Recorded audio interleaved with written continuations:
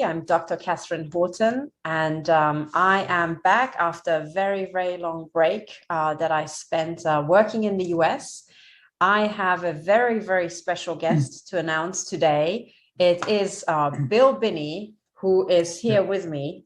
So Bill and I, we have been working together for over a year now, right? Yep. So we have been working on trying to investigate the targeting crimes against us.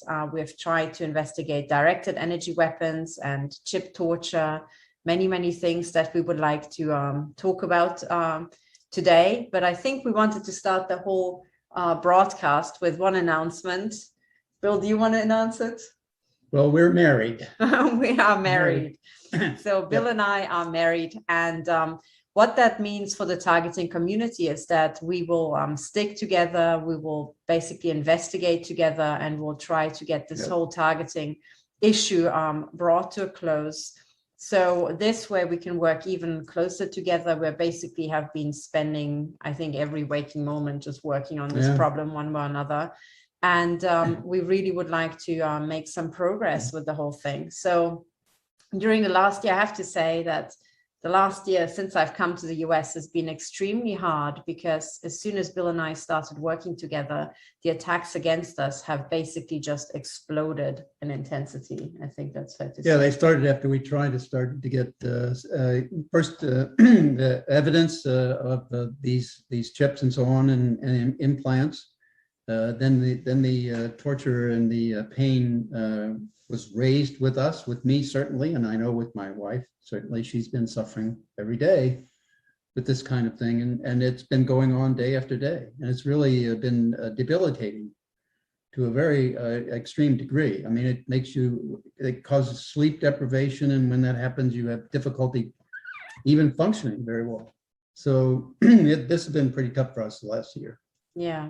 Absolutely. So I guess the other thing is also that I guess the very first time we met, and I told you based on what you were describing and the pain symptoms you had, I remember I said to you, I've got the feeling that you're implanted, right? And I think the very first time you heard it, I'm not sure, what did you think? I had the impression you couldn't quite believe it, right? Well, I had a hard time. Yeah, I wanted to say, well, you know, I just thought this was a result of some of the operations. I had some of the you know, like amputations and so on, and neuropathy. I thought that was part of it. And so then the only way to resolve it was to get some sort of forensic evidence from an X-ray or an MRI, both of which we've had now and have shown some things there. And actually tried to get some surgeons to remove some of that, and they wouldn't even consider doing it. So we tried 3 different surgeons, and they would not do that. Yeah. I guess they didn't really want to get involved, or they might be afraid of finding what they would find there.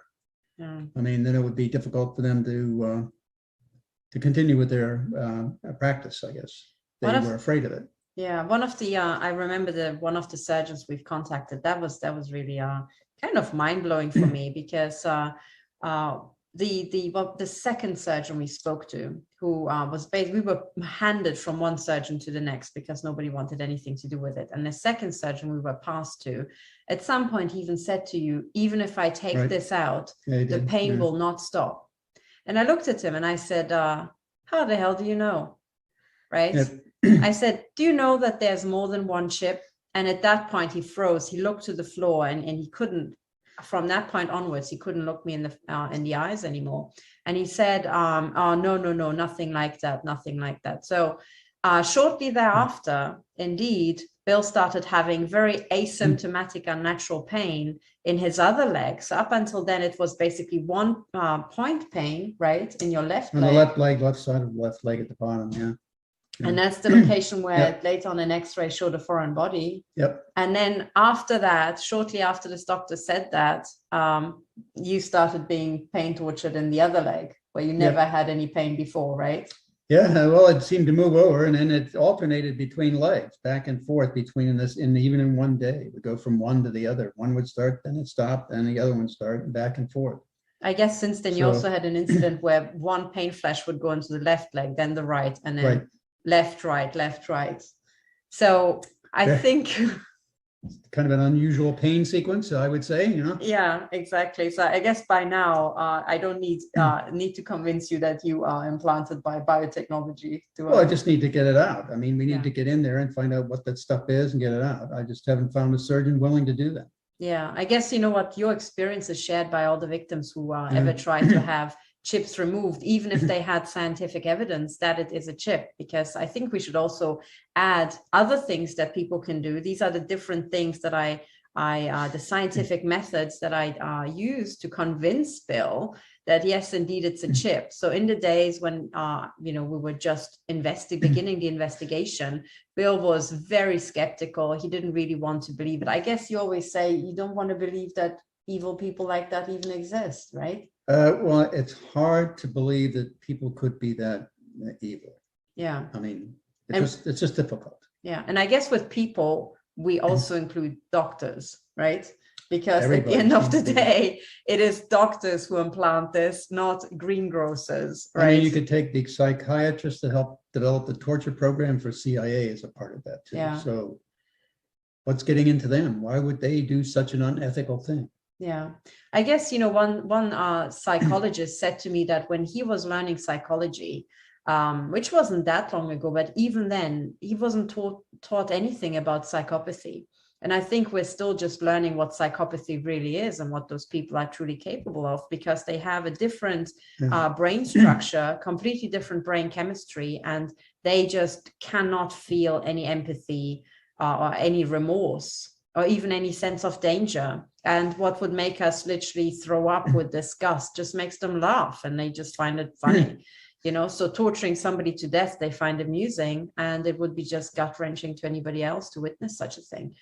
So I guess, this is still, the world is learning a lot that about things that have been with us for millennia and, or millions of years, but we only now begin to understand what that actually really truly means. And then it's a genuine, brain degeneracy, It's not even an illness that can be cured. I mean, a psychopath is a psychopath for life, But anyway, so I guess the other thing that we should say is that when we first started out, the scientific things that we did to kind of find out, is this a chip or not? Number one is I brought my bug detector, and the very first measurement was we were trying to find if there was any emissions. Right. So one time we did not find any emissions, but during a pain torture session, I could actually show you that there was signals coming from your leg, from the area where the pain was coming from. And what happened is that shortly thereafter, my bug detector was sabotaged. And now I can't charge the device. So I cannot actually build up the charge, even if I leave it in the charger forever, to be able to do measurements. So basically that device was completely trashed.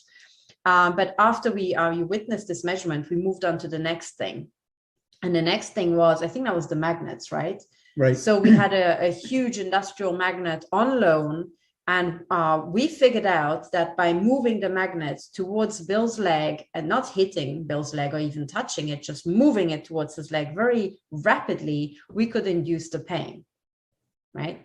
Yep. So what that means, this is because magnetic fields cannot induce any pain in the human body. This is why MRIs are completely painless, thank goodness. But because magnetic fields cannot induce any pain in the human body, this is direct proof of microcircuitry inside Bill's leg causing the pain, because magnets can induce an electric current in wires, in actual little, metal wires, copper wires, right? When you induce that current, if that current is then, or the electrical pulse that it generates is then passed into the nervous system, and if it then mimics the body's pain signal, you will feel pain. And that's exactly what happened with Bill. We could reproduce that moving a magnet very rapidly towards his leg caused that pain sensation. The first thing we did is we had an industrial magnet that was roughly this big and weighed a ton. So for me to do the experiment to move it towards your leg was kind of terrifying. A muscle there, It was quite hard. And then what we did is we did a second test. I should actually bring them here for the next video and show it. We used neodymium magnets. These are tiny, tiny magnets that are very small, but have an incredible, magnetic force behind them. So the magnetic energy stored in these is quite substantial. So if you put a lot of magnets together, you amplify the field, and we put all these neodymium magnets together, and that we moved rapidly towards the pinpoint. Again, it caused pain, yeah. Again, it caused the pain. But what's also unusual, which is what really disturbed doctors, is that you don't have pain in a general area of your leg. You have a point It's a point pain, yeah. It's not a moving pain. It's a point pain. It's the same pain on the left side of at the bottom of the left side of my left stump. And so, it's the one that's there almost every day. So yeah, and maybe some people don't know, but Bill is a double amputee. We'll get into how he got to lose both of his legs in a bit. But so what he means by stump is his amputated below the knee amputated leg. So I suspect, based on the evidence that I've seen, that Bill was implanted during the amputations of his legs. So they loaded his legs with chips, like they loaded mine. I know quite precisely where my chips are, because during a torture session, they heated the chips to burn my flesh from the inside. During that torture session, I put ice on my leg to cool it down, took off the ice, and then the actual points where this incredible heat was coming from was the location of the chips. So I have photographs or thermal images that literally show a dozen chips just in my right knee. So I suspect that Bill has probably the same number or, comparable order of chips. So that means that the chip that is mostly used to torture you, which is a unique chip, one of them, always the same location 99% of the time, is just one out of many. Yeah. And that's exactly what then later on turned out to be the case when they changed to the other leg. They even changed to different location. I think over time, I've probably had about 6 points in my legs, in both legs, 3 in each leg, I think, that have shown up. Yeah, I think so far that's about all I've experienced to this date anyway. Yeah, but I guess also the revelation of all these other pin pains and all of these point pains,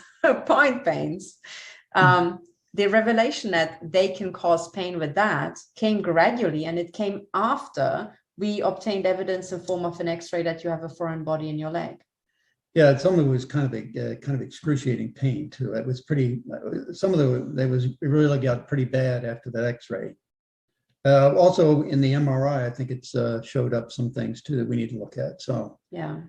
So we need to find somebody who's willing to address it for us.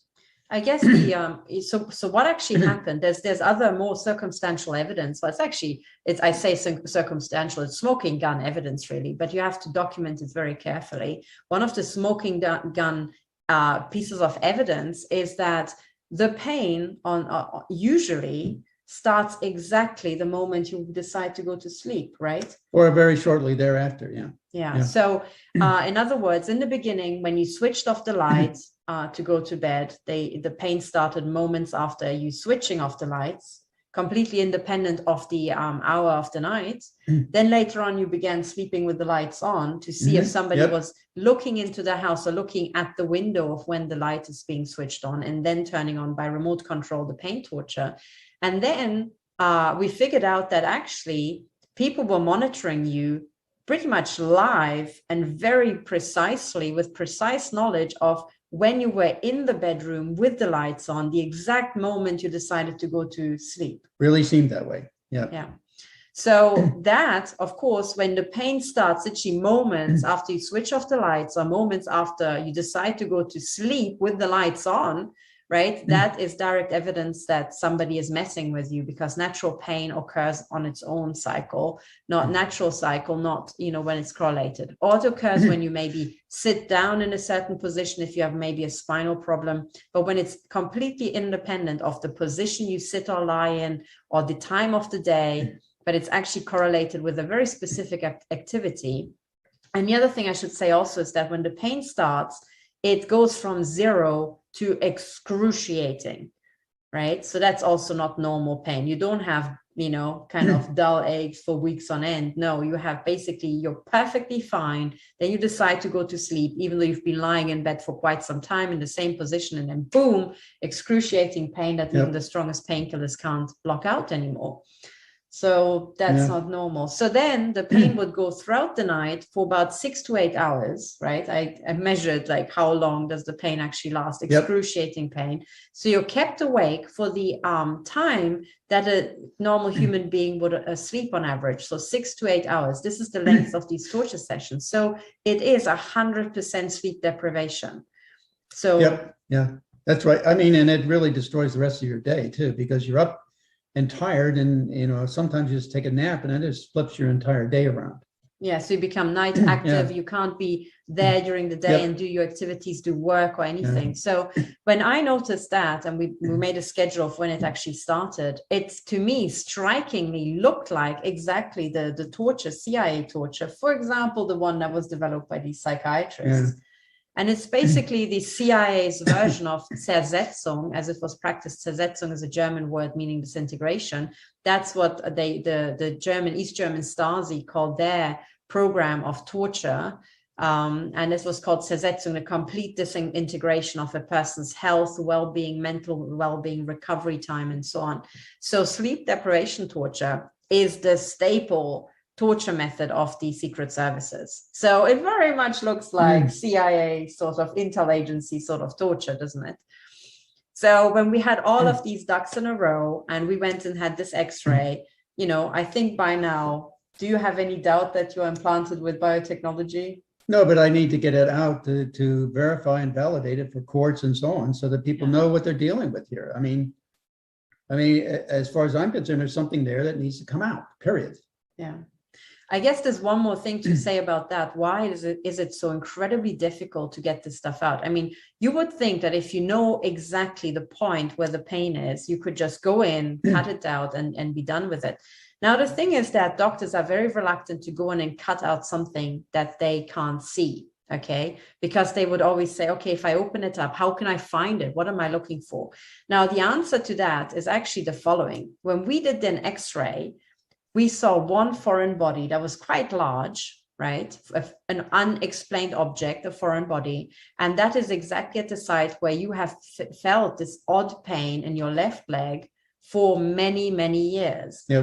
But, later on, we figured out you had more chips in your legs, but those chips do not show up in the same way on the X-ray. Why is that? And that is because the resolution of an X-ray is much larger than the size of these chips that are being used for the pain torture, usually, especially with the modern technology that got implanted, since the beginning of the 21st century. So what that means in practice is that what you see on an X-ray is not the chip. You see calcified tissue that calcified around the chip. The longer the chip is radiating and inflaming the tissue, the bigger the calcification shell that the body builds to protect itself around it. So what we really saw on the X-ray, I presume, is actually the calcification shell.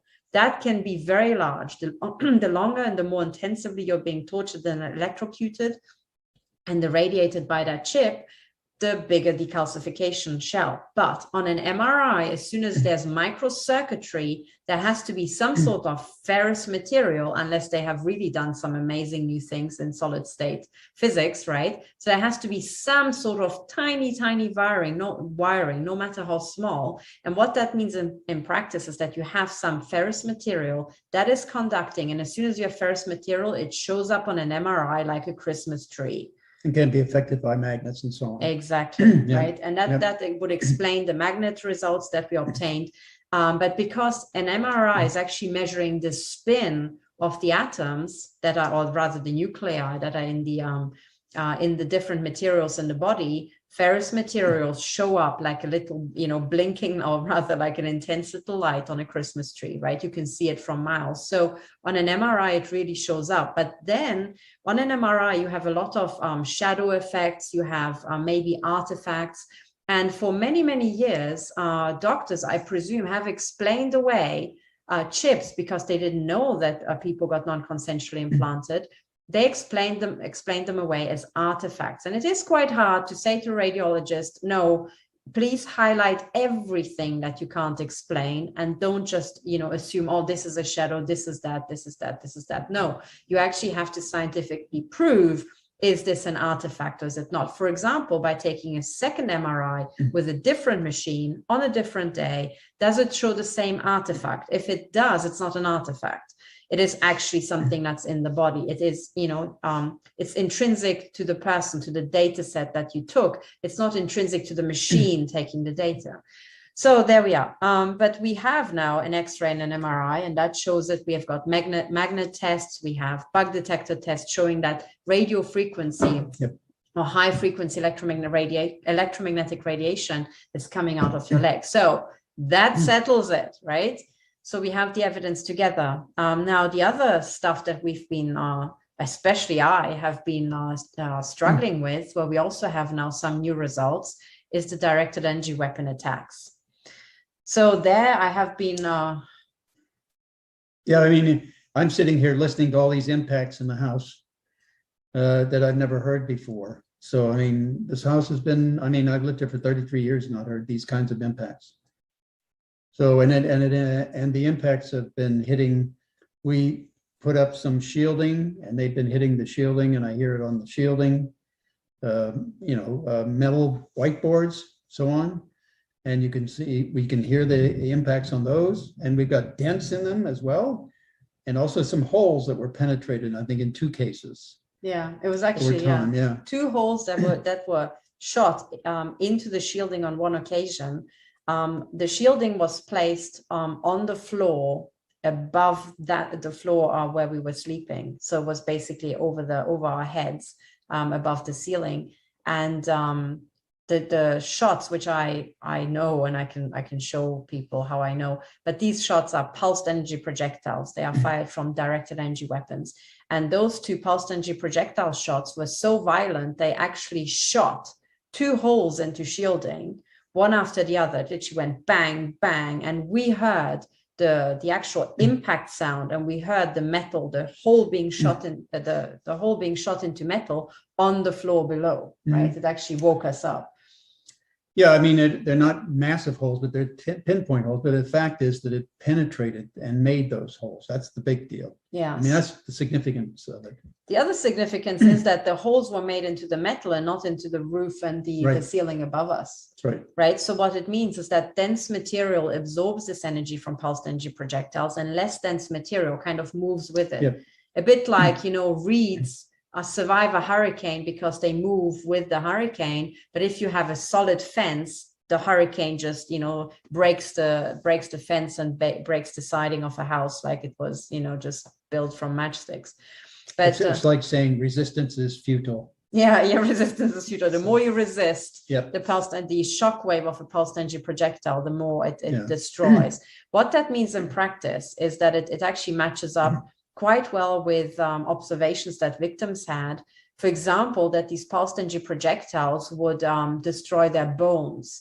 That's because the bones are very rigid, porous material. It would shatter under the impact of a pulsed energy projectile, where soft tissue around it, if the shock wave is of a certain nature, would maybe not even be damaged that much. So it can go through soft tissue. It means that you don't have any injuries on your skin or in the soft tissue, but your bones can be shattered by these pulsed energy projectiles.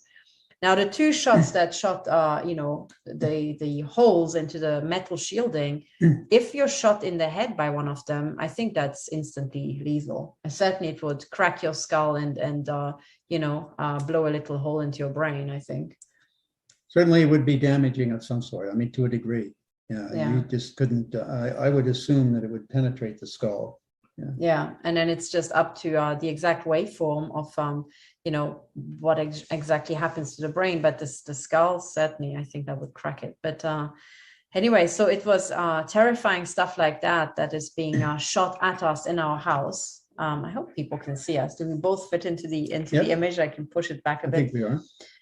So I guess other things that we were investigating were also bioweapon attacks. And that's very important for your case because you lost both legs in independent flesh-eating bacterial infections. About 8 different infections, yeah. So over 12 years. Yeah.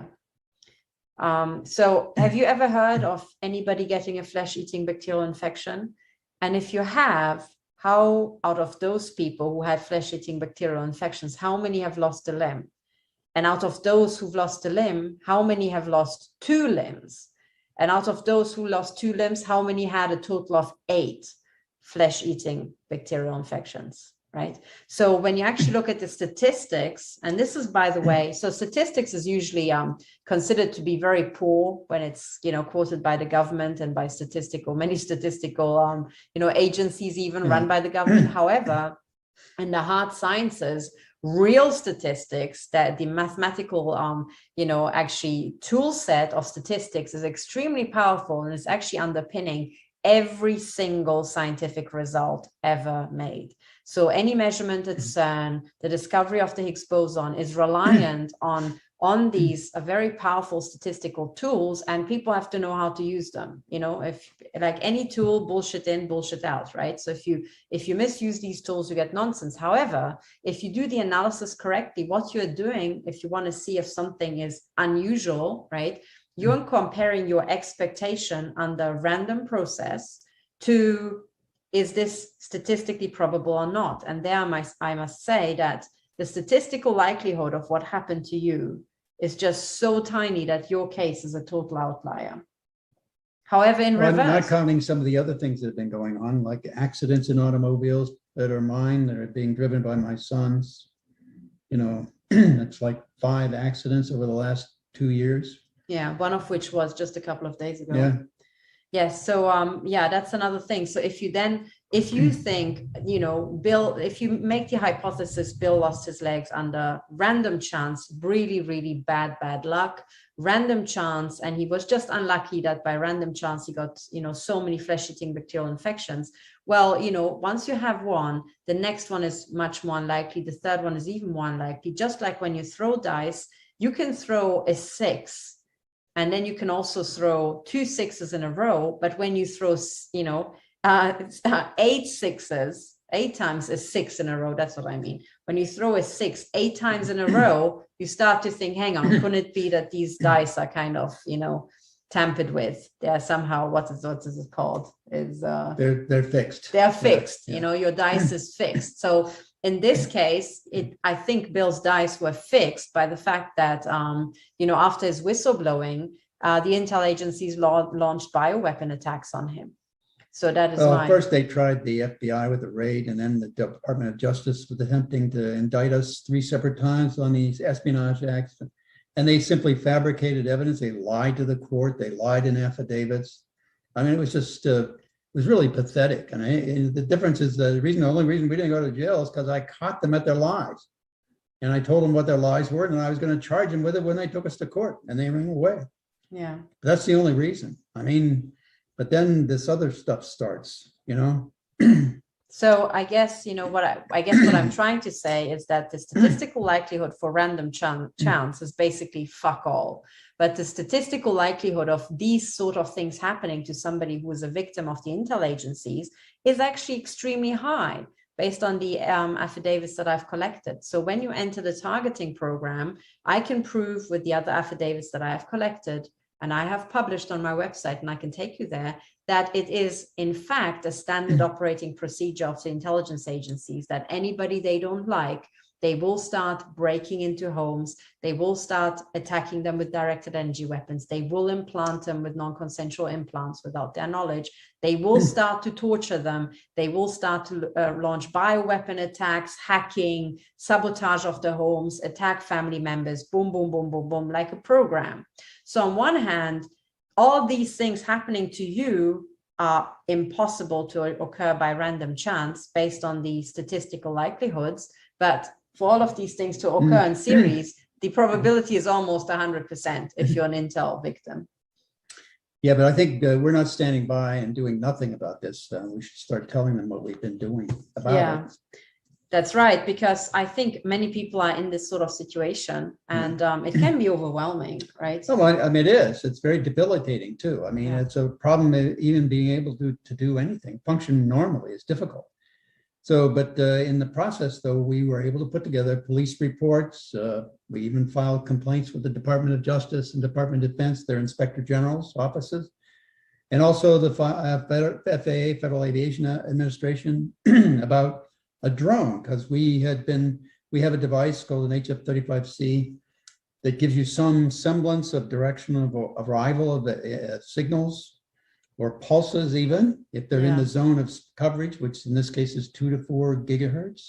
It's 800 megahertz to 2.7 gigahertz. 2.7 gig. Okay. Yeah. So if there's a pulse energy signal that has some frequencies in that band, it'll pick that up too. So, and in the process, we've been getting directions that are pointing above our house for these pulses coming in, and also other kinds of energies that we can detect with it. And in some of the cases, we can see that it looks like it's running a pattern of a figure of 8, which a drone would do, or a coverage aircraft doing collection would do. If it wants to hover over a certain area and stay in place, it'll make a figure 8 pattern up above it so it can stay in place and view that area constantly. So that's there. And also we had some of our neighbors have told us that some of their children have said they've seen a drone above our house, or above in the area of our house. So that was during the day when it the was kids during were the day, out. yeah. Whereas at night when we were out, one time attacks were particularly violent, and we went outside to actually look for a drone. I should say that these drones are camouflaged, so they don't just levitate over your house or do a figure of 8 above your house and are just clearly visible. Yep. They are camouflaged, and at night they are camouflaged as stars. So they are perfectly stationary, like a star. And unless you continually compare your night sky towards a star chart, you will not spot this. But we looked for a particularly bright, light source that looks like a star above our house, and then we spotted one that was right above our house, and it was basically shining white and then shining red, alternating. So that for us was smoking gun evidence of a drone doing the sort of flight path, and I think we suspected that that particular drone couldn't be completely camouflaged, because we're actually fairly close to an airport.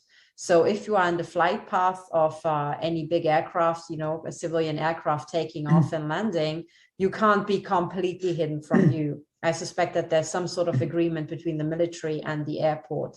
Now, what I find absolutely outrageous, though, is that we notified the FAA several months ago by now. They had an investigator on this case to look into this case. Nobody came out here and took measurements.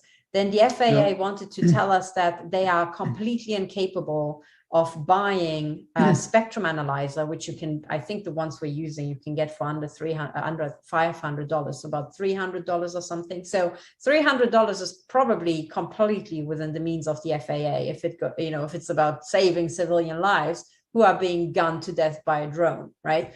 So yes, they said they couldn't buy a measuring device, and also they didn't have the expertise how to use one. Now that, unfortunately, is complete bullshit, because I think I taught many housewives and single mothers, right, who were looking after kids full time, how to use a spectrum analyzer and how to find directed energy weapon attacks.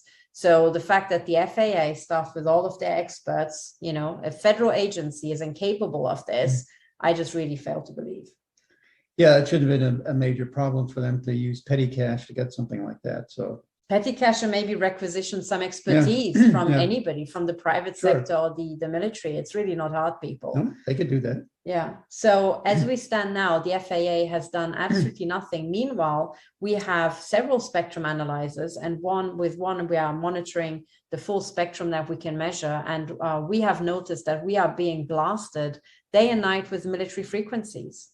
We should first state that we are referring to and I think you're going to show it, the FCC table frequency allocations. In other words, anybody broadcasting a frequency inside the United States or zone 2 of the world, which includes the United States and North America and South America. Zone 1 is Europe, most of Europe, and I think part of Africa. Anybody who wants to request a frequency for use in that has to pass it through the FCC, where they can guarantee that this frequency will be assigned to you or allocated for your use, so that, and within a given range, so that you can use that frequency within that distance and not interfere with other people. And the big thing is to make it possible for multiple people, civilians, military, government, any departments of government and so on, to be able to communicate effectively in the environment without interfering with one another.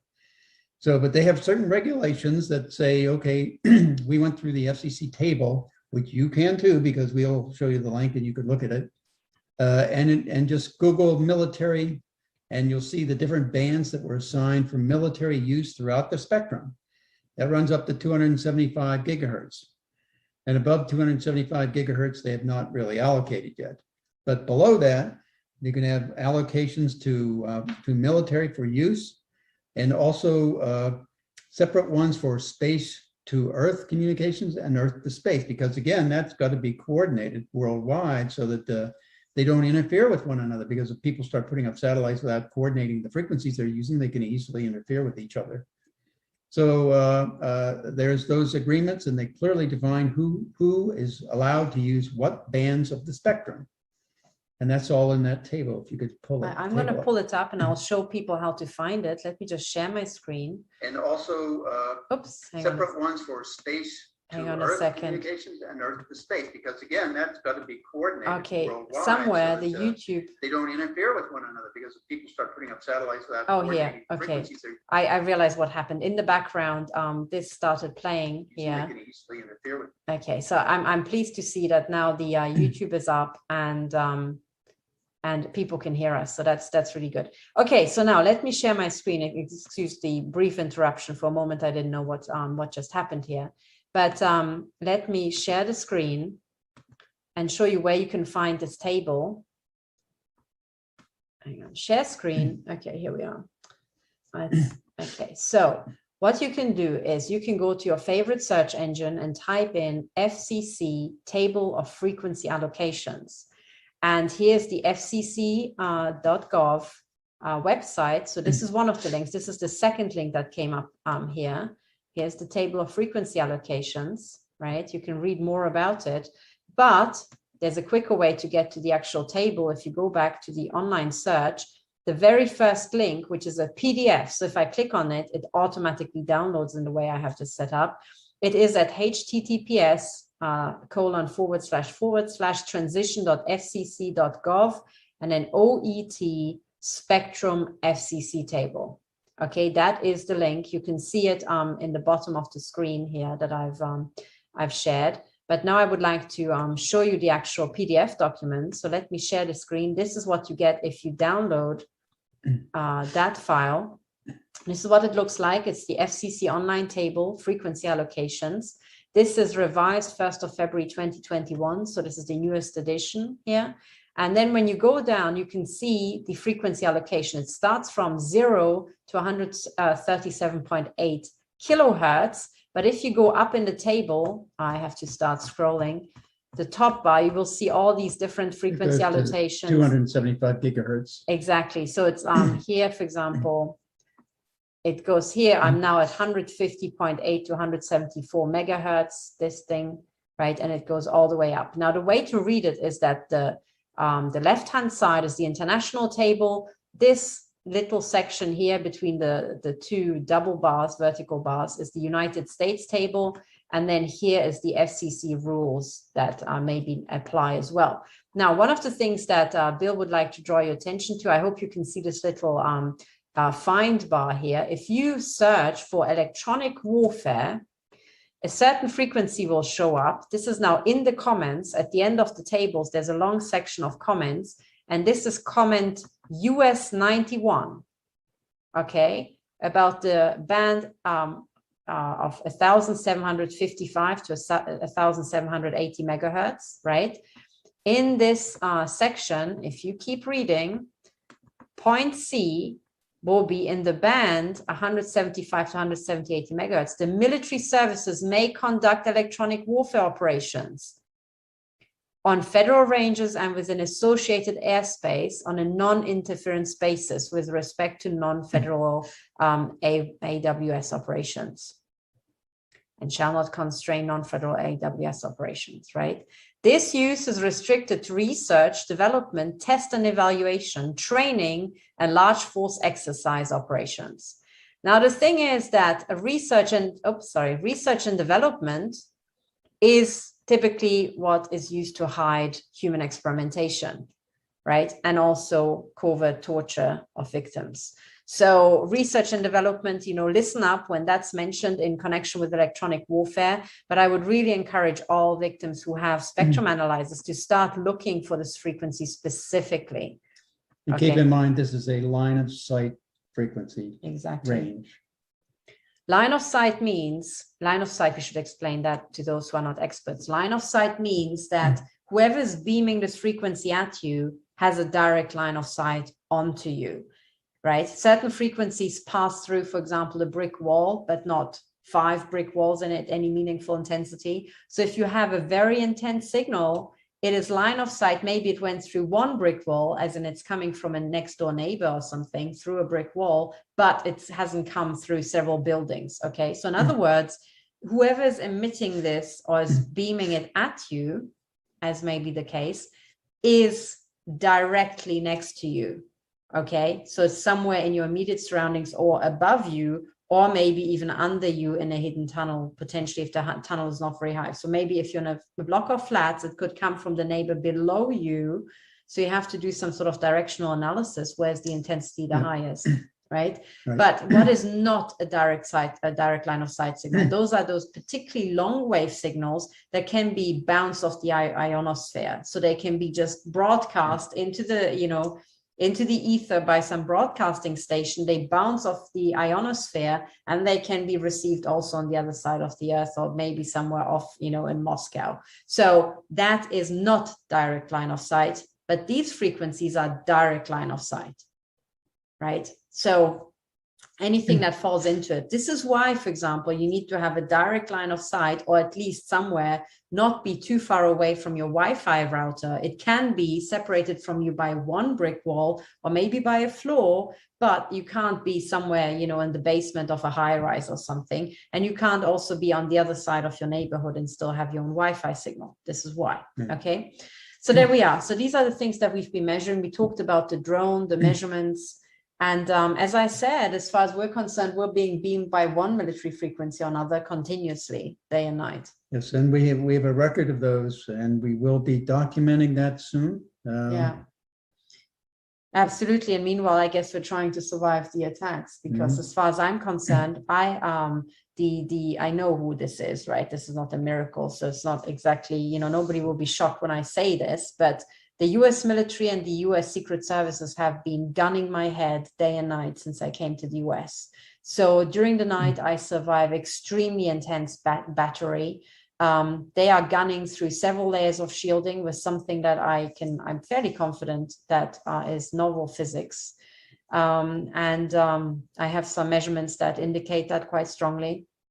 So in other words, I'm being battered and bruised up. You saw a couple of very large bruises that they caused with continuous gunning while, I was trying to just rest and recover. So it's really, really hard to survive this. And this is also why we haven't been putting out these shows, because I think you and I, we are physically exhausted. We had very, very heavy injuries. You had bioweapon attacks to deal with. There's nonstop stuff when it's not physical assaults that are more crippling than usual. Because the truth is, I wake up every day with my bones battered, and these people try to destroy my joints quite systematically. When it's not that, it's any sabotage of the house. We had everything. We had mysterious roof leaks. We had the flooding of the basement that strikingly looked like somebody just poured several buckets of water into the basement. We had other stuff. Yep.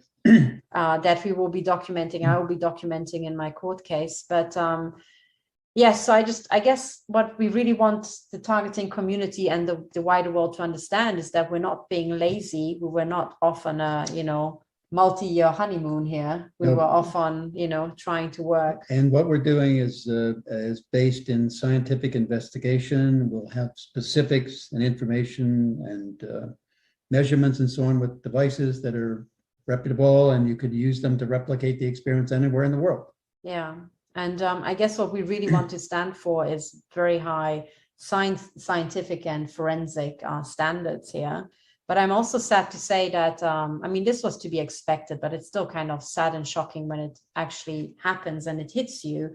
Because when we teamed up and started working systematically, there was basically one defamation campaign after the other, specifically targeted at me, I think, because I'm the less known person. Yeah. And let's face it, I'm not a man, so people can batter me quite freely here. But it's true. It's true. But, you know, the things that, for example, there was one incident where there were allegations by one person who had never met me before. And after we didn't even talk for an hour.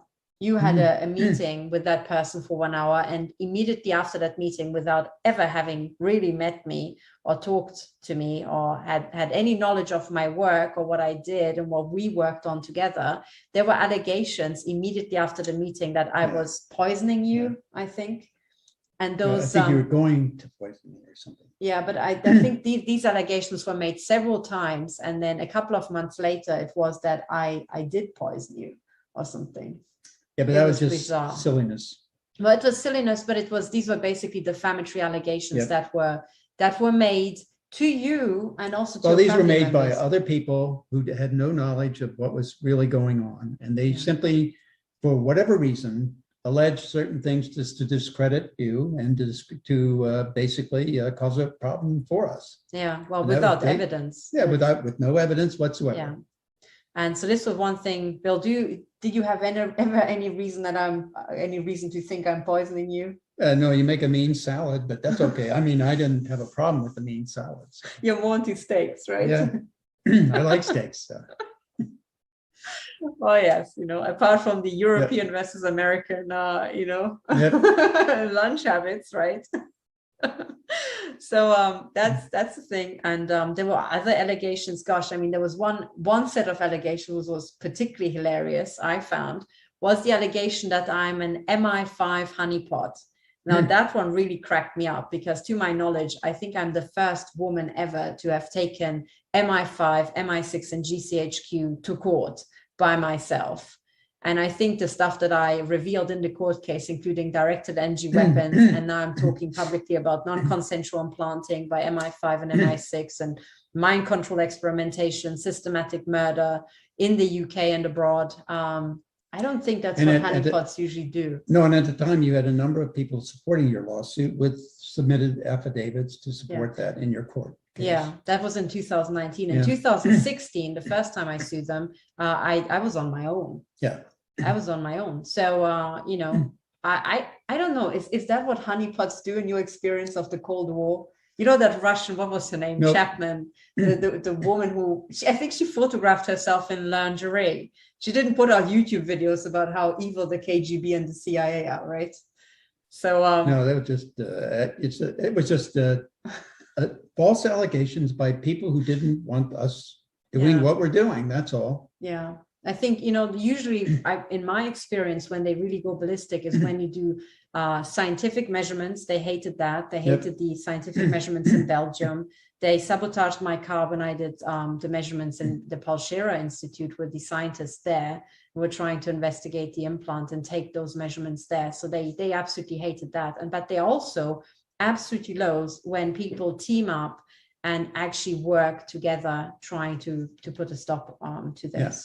I mean, I remember that stuff blew up the very first time, the day after the very first time I met Katherine Horton. I think she's an absolutely amazing person. You know her also very well. She did an interview with her. She's absolutely amazing. And I think we really support her work, all the way, the financial work she does.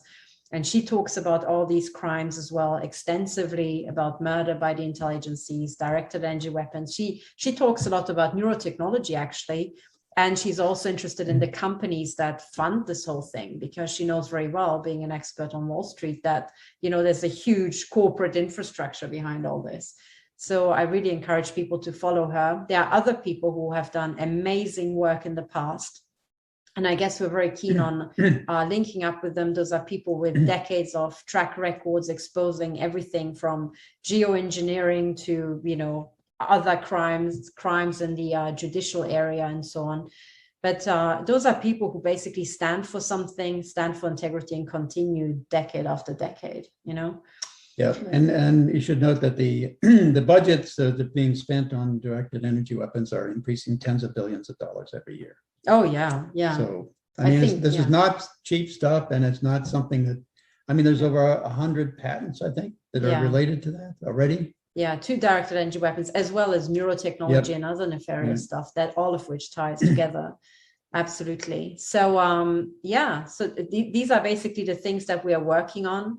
And basically, I guess what we wanted to say is that we just wish that before people put out any defamatory allegations, they maybe ask us or provide some evidence, maybe. And, you know, for those people who are in doubt of who to believe, why don't you just take it from us first? Like everything that concerns us or how we feel or what we do, right? Boys, check the links that we'll give you to investigate the bans of assignments and any other things that we're picking up, and use devices that if you can afford to get them, use the devices that we're using to try to detect these things. Yeah, at this stage, I basically would like to share my screen and take people to the website where I've already uploaded all the website, all the devices that I'm using and that we're using right now. This has been made public absolutely years and years ago, and it's no secret whatsoever. So let me share my screen. We just wish that more people would join into the scientific investigations and try to systematically pin down what is being done and how. So let me share my screen and take you to my website, stop007.org. If this is what the website looks like, it's still up. So if it doesn't show up for you, it's being sabotaged, but it's https:// stop007.org. All right, so there we are. If you scroll down here to equipment and detection, you will see a long list of everything that I'm using here. And under measurements, you can find the this little device I really recommend because it goes up to 8 gigahertz, fits into every, you know, a lady's purse, and you can take it everywhere. I wouldn't even get the super expensive one. I would stick with the cheaper version. This I recommend. The other one I really recommend is this one. This is the HF35C you've mentioned. This is excellent at picking out pulsed energy projectiles, but it cannot give you the full intensity of pulsed energy projectiles because, as I said before, I suspect that they're based on novel physics and novel waveforms. And one day when I have more time, we'll talk about what the evidence for that is. So this is a device for $300 to $450, easily within the reach of the FAA, right? Sure, yeah. The Federal Aviation Agency in the US. Then the other one I recommend is this HF4040 and all its newer versions here. And actually the device does really well without this dolphin antenna. So even if you just buy the handheld device, the dolphin tail here, this handheld antenna comes separately, but even without it, this little handheld device is an absolute jewel. And it also comes with software where you can read out its results on a computer. It is specific frequencies. Exactly. You can look at frequencies. The old version went from 100 megahertz to 4 gigahertz. These days, the newer devices go to 8 gigahertz. And I wholeheartedly recommend it to everybody. Maybe one day we can also put out a training course of how to use these devices and how we use them. But in a sense, who should be interested in this and what we're talking about? I guess everybody who's ever worked for a federal agency or their European or other equivalents around the world.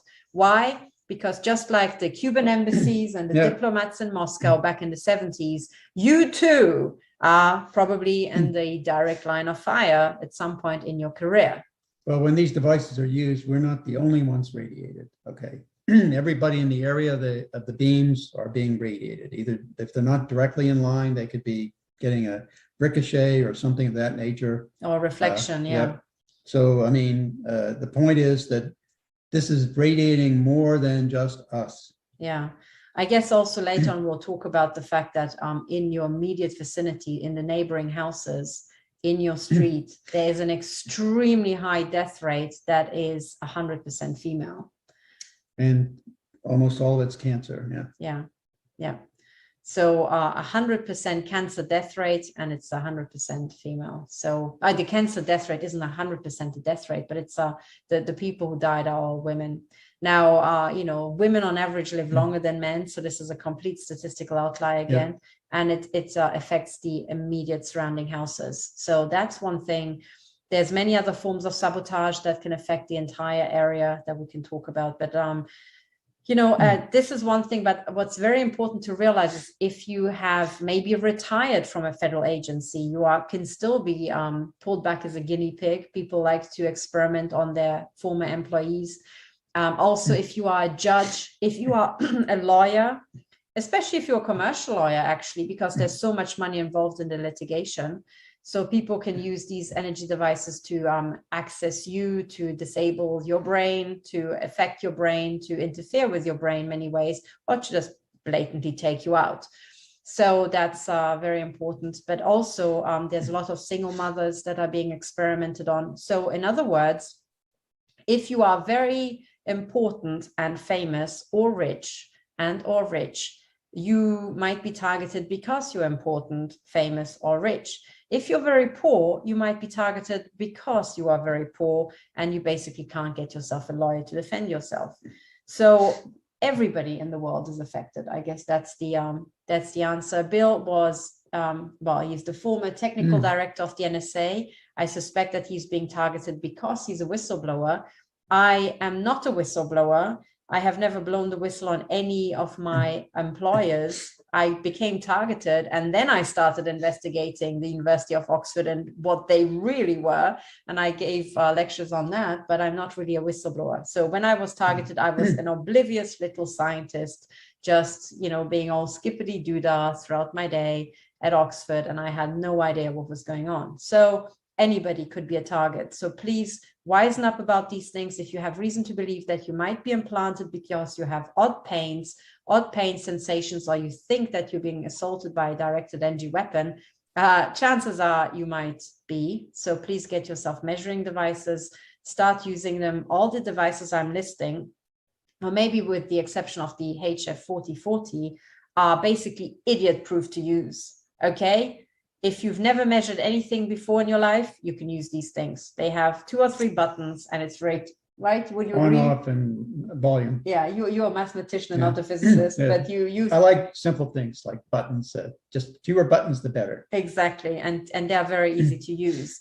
So please get in there and start learning what these signals are, and look at the FCC table, and never think that this stuff is so complex that you can never understand it. In fact, I think most of the things are very, very simple indeed, and once you start looking, you'll be amazed what you'll find. All right. Is there anything else that you wanted to say? Not in this one, this broadcast. I think we've done an adequate job of covering the points I think we wanted to make. Yeah, I guess so. I guess we can go on forever about a lot of other corruption that goes on around the world, and we will do so. Yep. But I guess this is meant to be a weekly show that we do from now on, talking about the investigations that we have. Hopefully, if we're not being assaulted. We are very sorry about the many months of silence, but they were basically due to the attacks on us. And as far as I'm concerned, I really struggled to cope. Well, I do too. So yeah. So there we are. Okay, so this is from everything from us for now. If you can reach out to the mainstream media, please do. You can share this video far and wide. Both of us are public about these attacks and have been working on these things for quite some time. So yes, please help us, support us. Do your own investigations, cross-check everything that we're putting out online, do your own measurements, check the FCC tables, and cross-check everything that we say. And please do your own investigations as well and help us fight this crime. Yep. Trust but verify. Trust but verify, that's it. So yes, I hope that this will be a new series with many, many new episodes to come. And yes, hope to see you soon. Next week or earlier maybe. Yep.